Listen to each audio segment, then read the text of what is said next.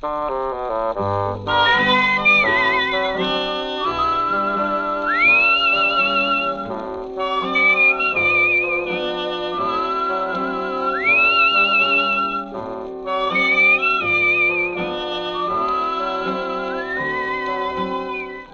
Dick Powell as Richard Diamond, private detective.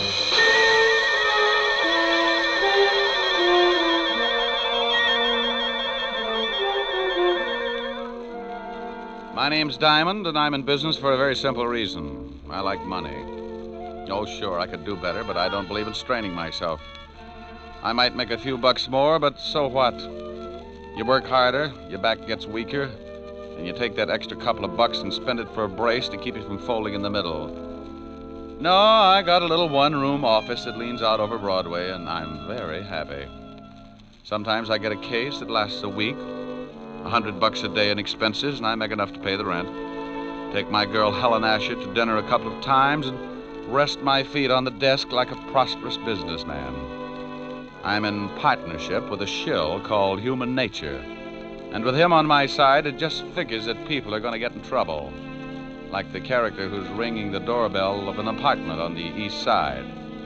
He's built just right for more trouble than he can handle.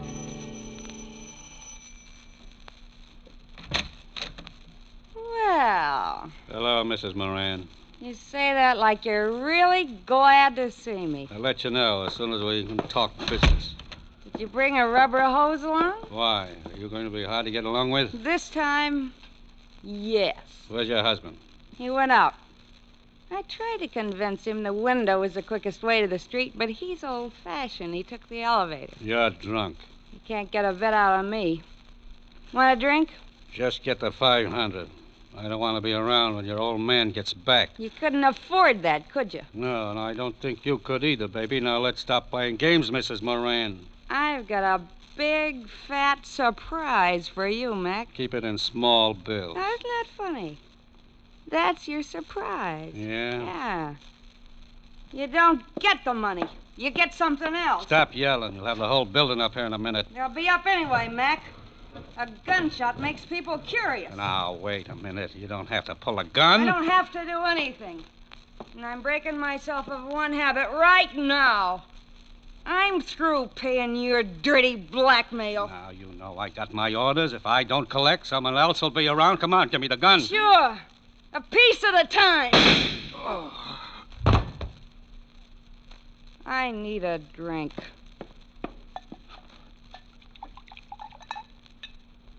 Well, here's to nothing, Betty, old girl.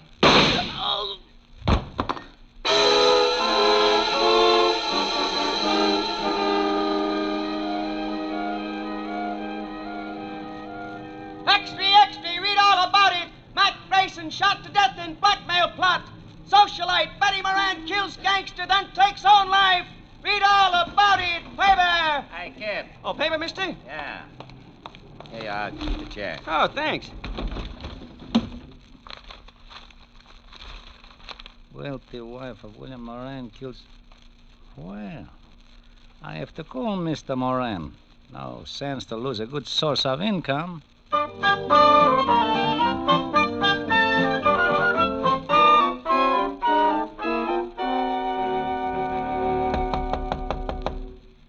Yeah, come in. Mr. Diamond? Over here. Oh, this clothesline, I couldn't see you. You always do your laundry in your office? Free soap. Pull up a chair, Mr. Moran. William Moran. Oh. Nice pair of Argyles. One of my old clients. Sends them down from Sing Sing. Have you read the morning papers, Mr. Diamond? I haven't had time. Took some throw rugs down to the laundromat before I started on the socks. My wife died last night. What did you eat for breakfast? Why, pancakes and eggs? Why? You must eat a whole pig when you're not in mourning. How did she die? She was shot to death. Couldn't she get 2 people for a pyramid club? She was being blackmailed. It's usually the other way around. The victim shoots the blackmailer. She did that. His name was Mac Grayson. I want you to find the other man behind this blackmail ring. Oh, what makes you think there was more than one? I received an anonymous phone call this morning. It was from a man who said he was a friend of Mac Grayson. He made it perfectly clear that he was going to continue with the blackmail. You know what they had on your wife? She was a very wealthy woman, Mr. Diamond. Before she married me, she was rather wild. Well, they get that way sometimes. There were some letters. Why don't you go to the police? As far as they're concerned, the case is closed. They say it's a murder and a suicide, and that's that. But I want to get the people who drove my wife to suicide. Okay, Mr. Moran, but if you want me to try and dig up your blackmailers, my fee is rather high. I want to start sending my laundry out. Money is no object. That's the nicest thing you could have said.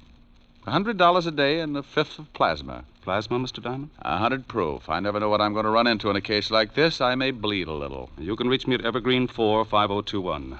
I'll write you a check. Here, use my pen. It's getting an inferiority complex. Do you know anything more about this man who called you this morning? Yeah, only that he said he was a friend of Mac Grayson's. There you are, Mr. Diamond. This should be enough of a retainer. Oh, yes. And that's all you know? I'm sorry I can't be of more help. Oh, you've been a brick. I'll get the rest from homicide. Thank you and goodbye, Mr. Moran. Goodbye, Mr. Diamond, and good luck. Oh, I'm sorry I knocked down some of your washing. There. Well, I'll be hearing from you. Well, that's the way it goes. 1 minute you're washing socks, and the next you got enough money to stake out a claim on every night spot from Mott Street to Harlem. Unless a particular blackmail ring likes to kill private detectives.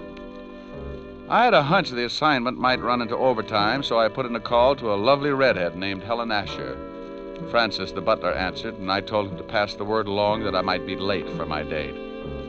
I hung up before Helen could get on the pipe and start screaming at me like a wounded eagle. I locked the office, went down to 5th Precinct, and an old friend, Lieutenant Levinson. He was in charge of the homicide detail and could tell me about the late Mrs. Moran and her victim. When I walked in, Sergeant Otis was polishing his billy. Hello, Otis. The lieutenant in? Well, Richard Diamond, the all-American gumshoe. Oh, you're just jealous because that club you've got is a better shape than your head. Lieutenant, Diamond's out here. Okay, send them in. Tell me, Shamus, how does one get to be a great big private detective? Slaving box tops? Well, you have to observe things, Otis, my boy. For instance, one look at your shirt, and I can tell you've been eating well for a week. Why don't you either get it cleaned or stick it in a pressure cooker? Hello, Walt. Now, wait a minute, Rick. If you've got a body somewhere, take it to another precinct. No, I'm a little short right now, but maybe I can dig one up. What I said. Yeah, that was a swell one. Is this just a social visit, or am I a dreamer? It's about the Moran suicide. You handle it? Uh-huh. One of the neighbors called us. They're both deader than Otis on a double date. What about the Grayson guy she knocked off? Cheap thug, couple of convictions. Oh, don't tell me Moran's been to you with that blackmail story. Yeah. He seems to think Grayson was working with someone. Rick, that guy pestered us all morning, but there's no proof of blackmail or anything else, except 2 people got killed. Give me a quick rundown. I don't know why you're interested. I think Moran drummed up the blackmail theory just to cover that his wife was running around with another man. Well, I'm interested because Moran gave me a fat $200 in advance to get me in the spirit of the thing. Well, if you want to be bored, here are the photographs of the deal. Here's Mac Grayson. Bullet entered his chest just below the 10th rib. The gun was a .32. Same one that the Moran dame used on herself. Enough powder burns on his shirt to show that she was standing pretty close when she gave it to him. She'd have to be, not to miss him. Now, you can see she was lying about 10 feet from Grayson near the bar. Huh? Probably needed a stiff shot before she knocked herself off. That's the highball glass on the floor near her head. And that's the .32 she used, about 6 inches from her right hand, and only her prints on it. Powder burns on the girl? Sure, all over her temple. We did the paraffin test on her hand, too. She fired the gun all right. Did Grayson have any friends? We never tied him up with anyone except an old wino that hangs out on Skid Row, a dump called the Parrot Club. Name's Wilbur Truitt. Yeah. Well, thanks, Walt. Now, look, the dame killed the guy and then shot herself. What more do you want? I'll let you know. Now, wait a minute. I know that gleam in your eye. I always get a sour stomach from it. If you've got something, you'd better tell me. Oh, you're a cynic, Walt. Have you talked to this Wilbur Truitt? We questioned him this morning. Got a tail on him? Sure, but he won't take us anywhere. Now, what are you cooking up? Well, maybe you think there's something to Moran's blackmail story. Oh, don't be an idiot. Then what are you tailing Truitt for? Because I can't take a chance. Blackmail's a federal rap, and if Moran keeps stirring up trouble, I want to be able to prove he's nuts. Now, you look here. I want to know what's on your mind. I'll send you a letter. Oh, Otis. Yeah, Lieutenant. Get me my bicarbonate. And shut up. Bye. Goodbye. I went through the squad room and out into the hall. I used the payphone by the door and put in a fast call to my client, William Moran. I had a hunch, and Moran's $200 retainer in my pocket gave him an A priority on it. Yes? Mr. Moran. That's right. This is Diamond, Mr. Moran. I've got a lead on someone who knew Mac Grayson. Well, that's fine, Mr. Diamond. Who is it? A guy who hangs out on Skid Row named Wilbur Truitt. Ever heard of him? No. Oh. Well, he might have been the one who phoned you this morning. I think I'll go down and find out. Good, good. You'll keep in touch, won't you? Oh, as long as I'm on the case. Goodbye, Mr. Moran.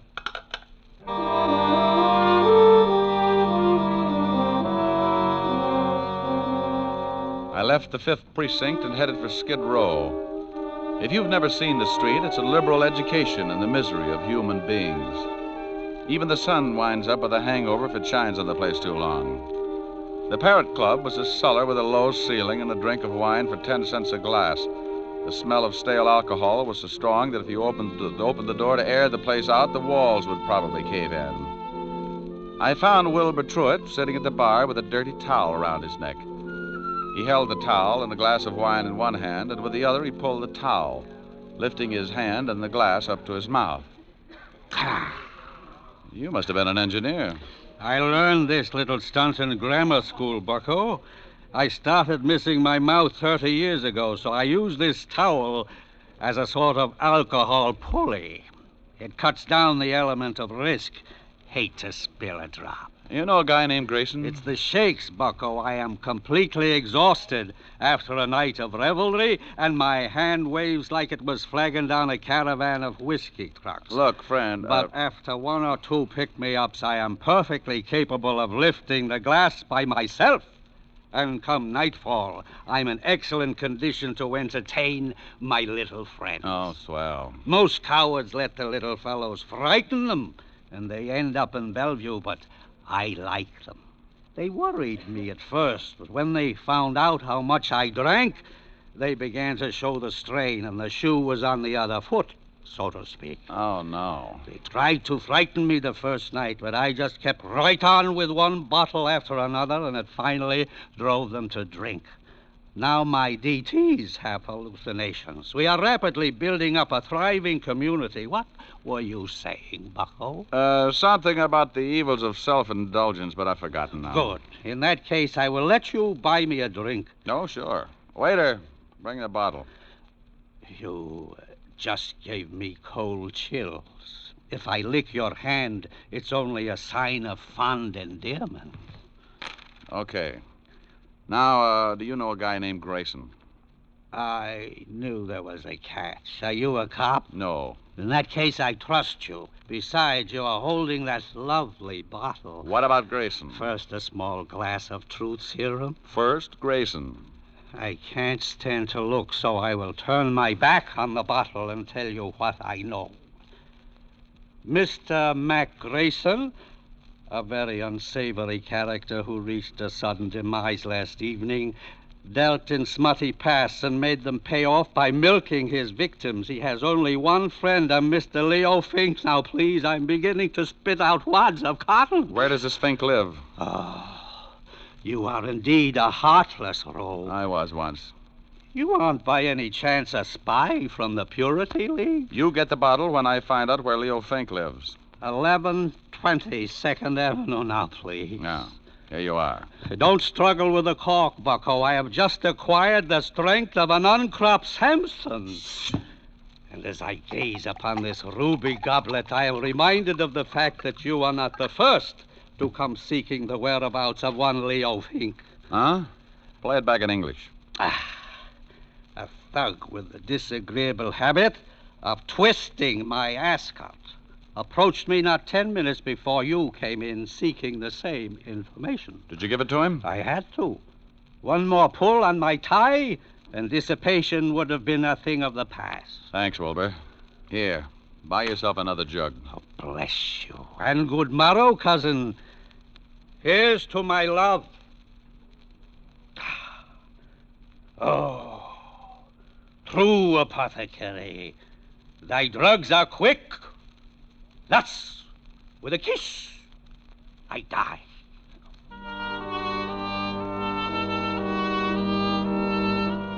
I left Wilbur with his first love and walked out on the street. I grabbed a cab and headed for Leo Fink's address. All the way over, I kept thinking how wonderful fresh air really was. When we finally got there, I paid off the cabbie and looked at my watch. It was 4:30, and the city was turning soft and mellow as the sun started giving up behind the tall buildings. I got that lousy feeling again when I looked across the street. A prowl car was parked at the curb, and it looked like Homicide's private limousine. Something was wrong. I went up to Fink's apartment in a hurry. Yeah? What do you want, Shamus? Well, good afternoon, Sergeant. I'm taking the census. How long ago did you die, sir? Very funny, Diamond. Otis, who is that? Diamond, who else? I didn't ask for a quick quiz on well-known personalities. Let him in. Yeah, Lieutenant. Shame on you, Otis. You'll never make an Eagle Scout. Hello, Rick. What do you want? I'll bet he's dead. You'll bet who's dead. You know who's dead. Sure, I know who's dead. Who do you think is dead? The guy I came up here to see. Well, who did you come up to see? Well, I think it's the guy who's dead. Don't you know? No, I ask you. Well, I'm telling you. You told me nothing. Look, why are you up here? Because I'm looking for a guy. What guy? I think it's the guy who's dead. Who's dead? Oh, he's on third. Don't you know? I think I know, Lieutenant. You shut up. Of course I know. Well, all right. If you're going to hold out on your old pal. Now, wait a minute. How did we get into this thing? Otis! Here's your bicarbonate, all mixed. All right, now let's start again. Walt, who's dead? Oh, let's not have two bodies up here. The guy's name is Fink. Leo Fink. Why didn't you say that in the first place? Because I don't have to do anything I don't want to do. Walt. Lieutenant Levinson.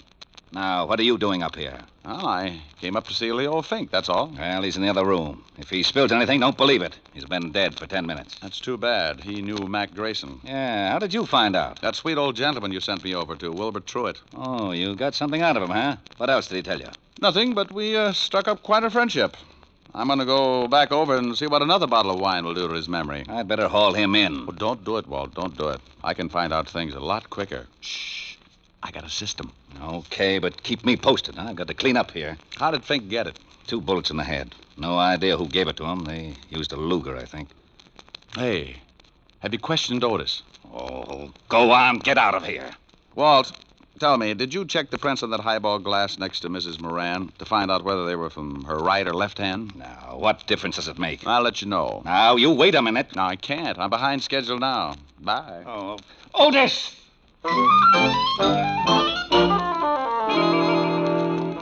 I went downstairs in a hurry and started back to Skid Row and Wilbur Truitt. I turned a corner and had a quick change of heart. That's far enough, Shamus. Wow. Well, look what I picked up. All right, get into this alley. Now, why don't you put that cannon away? It shows up like a pair of gums at a dentist convention. Turn around and get going. I can run if it would help.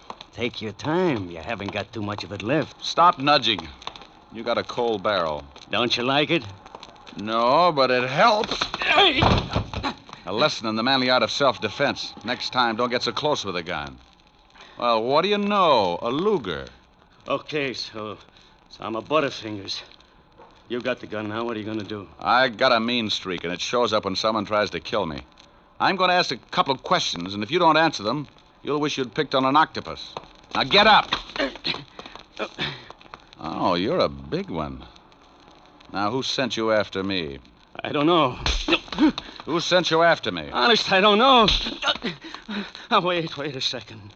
All right, the guy told me on the phone his name was Jones. Sure, first name's John. Oh, wait. I know it's a phony, but he was recommended. You get paid for your work, don't you? Yeah, but this one I collect after the job. Where? I thought you'd gotten over that stubborn streak. Okay. The 8 o'clock ferry to Staten Island. He's going to slip me 2 bills. And you don't know his right name? No. Did you know Mac Grayson? I heard of him, but I never met him. Are you as handy with a .32 as you are with that Luger? Huh? Forget it. Next question. Who killed Leo Fink? Oh, that's a pretty big one. Okay, I'll word it differently. Who killed Leo Fink? I'll take the beating. Yeah. Well, I got a hunch this Luger of yours will check with ballistics. Come on. Homicide's still up in Fink's apartment. No, it's... What did you say? Okay.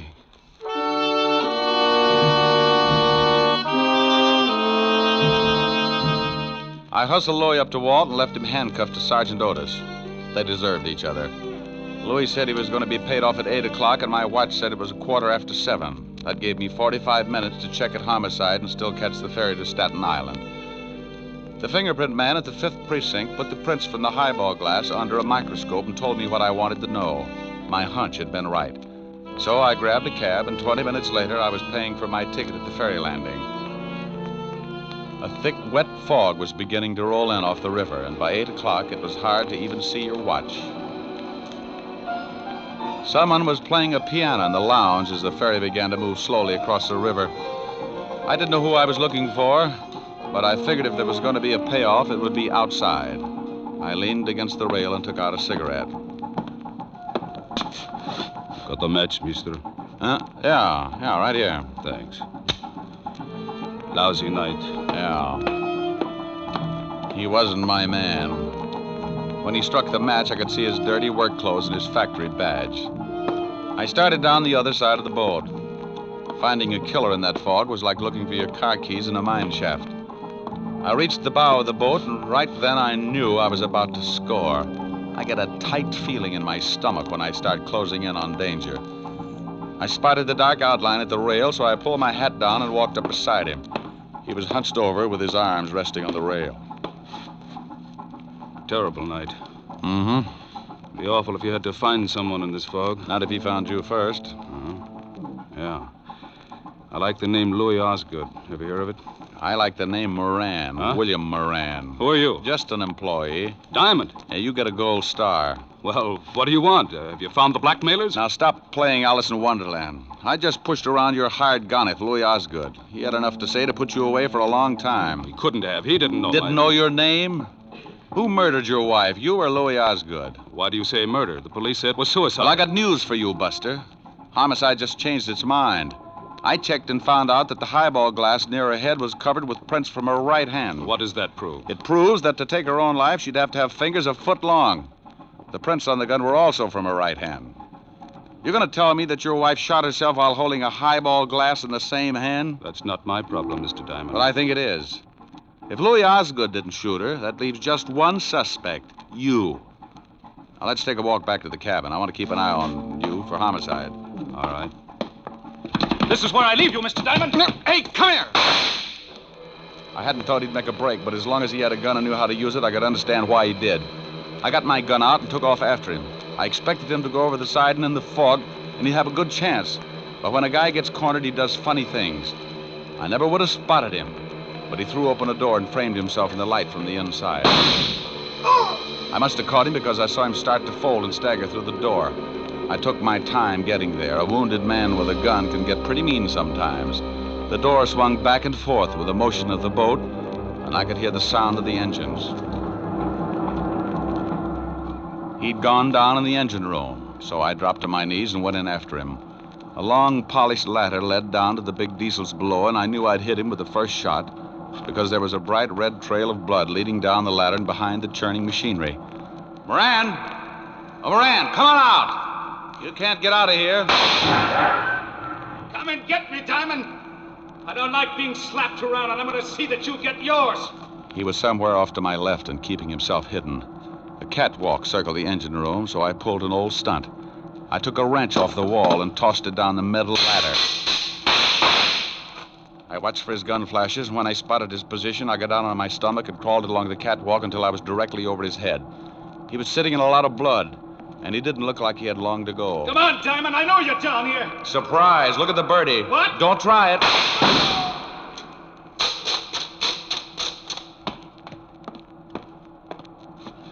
Sorry, Moran, but this just wasn't your night. You want to tell me about it? I shot my wife. I came in just after she shot Grayson. And she was standing at the bar with her back to me, mixing a drink. She dropped the gun by Grayson's body, so I picked it up and shot her. Wiped my prints off and put hers on it. Why did you do it? I hated her. She had money. I found some letters and turned them over to Mac Grayson, the well-known blackmailer. I wanted him to drive her crazy until she drank herself into a sanitarium, and then I'd have her money. I never guessed she'd kill Grayson, but when I did, I saw a chance to kill her and make it look like suicide. You should never have called me. The police were satisfied. I had to find Leo Fink. He knew I'd hired Grayson, and he was going to blackmail me. So when I dug up the little wino that knew Fink, you hired Louis Osgood to bump Fink and me. Is that right? Hey, Moran. Oh, well, it was a dull conversation anyway. Lousy night.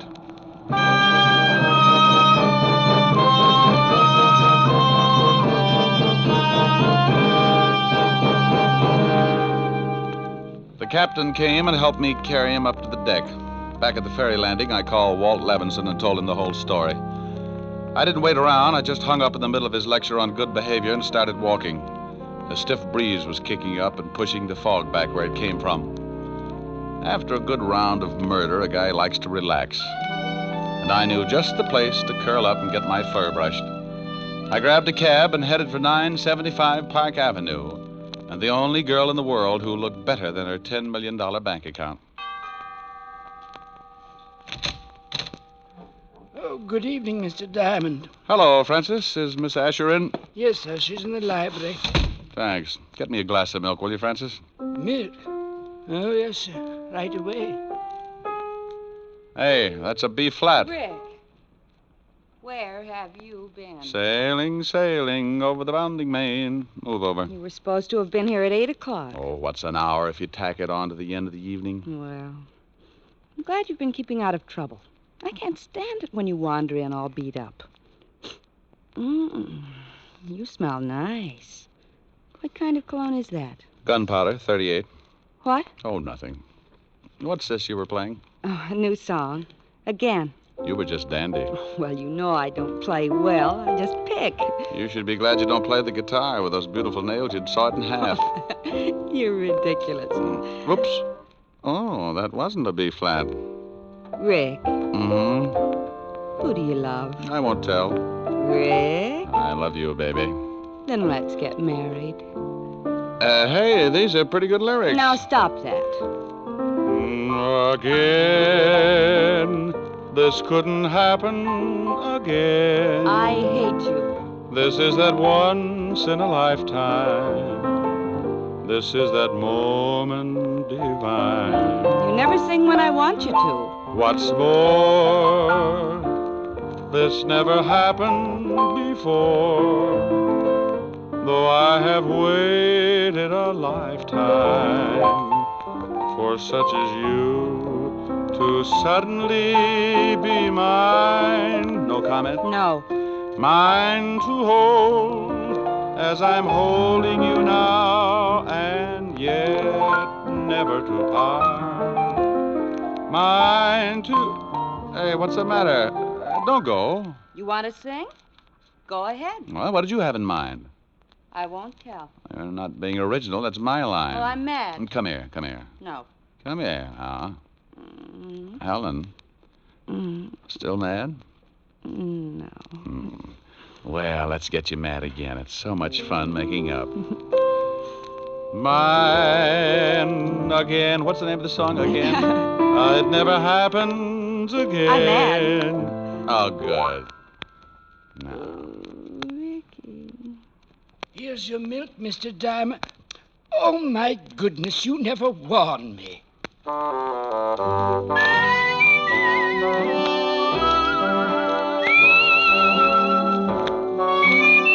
You have just heard Richard Diamond, Private Detective, starring Dick Powell. Helen was played by Virginia Gregg, Lieutenant Levinson by Ed Begley.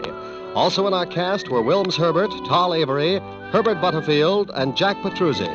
Music was under the direction of David Baskerville. Richard Diamond is written by Blake Edwards and directed by William P. Rousseau. Now, this is Eddie King inviting you to be with us again at the same time next week, when we will again bring you Dick Powell as Richard Diamond, Private Detective. This program has come to you from Hollywood.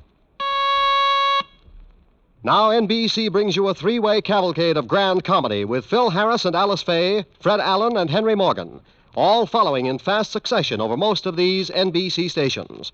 This is NBC, the national broadcasting company.